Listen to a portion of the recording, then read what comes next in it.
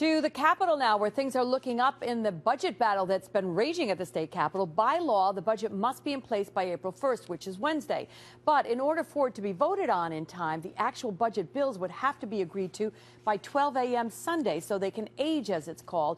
The word from the Capitol is that right now the negotiating is being done behind closed doors, and it appears that there is some progress being made. We'll check in now with the inside story from our political analyst, New York Post political columnist, Fred Dicker. And Fred, we heard from our Craig Smith, who's down at the Capitol, and he says at least two of the three men in a room aren't even at the Capitol. What are you hearing?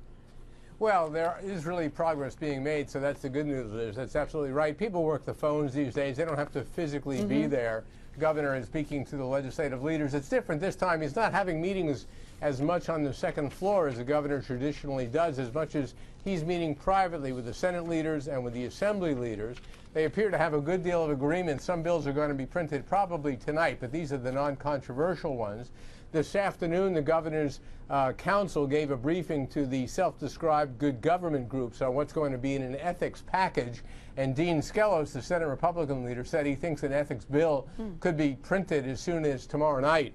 So there is progress being made. That said, it's also business as usual. As you noted, it's all being done in secret. We're talking about $142 billion here, and the public really has no idea what's going on. What about the education component here? Because I was reading that earlier today, the Watertown School District has basically put 15 positions, teaching positions, on the chopping block because it simply doesn't know what it's going to get in school aid. And we've heard complaints from local districts. I mean, they're really the Watertown. Someone in Watertown described it as being held hostage by this budget. And there is That's absolutely true. I was going to say there's some legitimacy to that.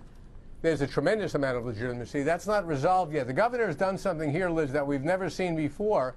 He has said if you want to get an increase in spending, $1.2 billion or so for the school districts as he's proposed it, then his so-called reforms, which would radically alter the way teacher tenure is granted and change other things, must be included as well. Otherwise, no increase in funding. So he's holding hostage this increase in state aid to local school districts to changes that, as we know, the teachers don't want, many school districts don't want, and the Assembly Democrats don't want. That's not resolved yet. That's going to be the final sticking point. Okay, and just to sort of wrap this up then, will all this happen in time by the 12 a.m. Sunday deadline?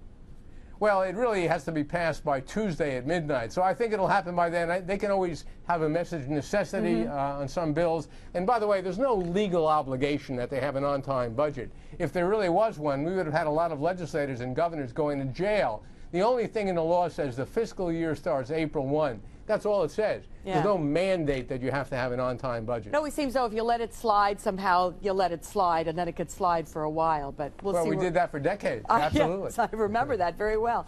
Thank you, Fred. We'll see where it all goes, and I know you'll be along to explain it to us as we go.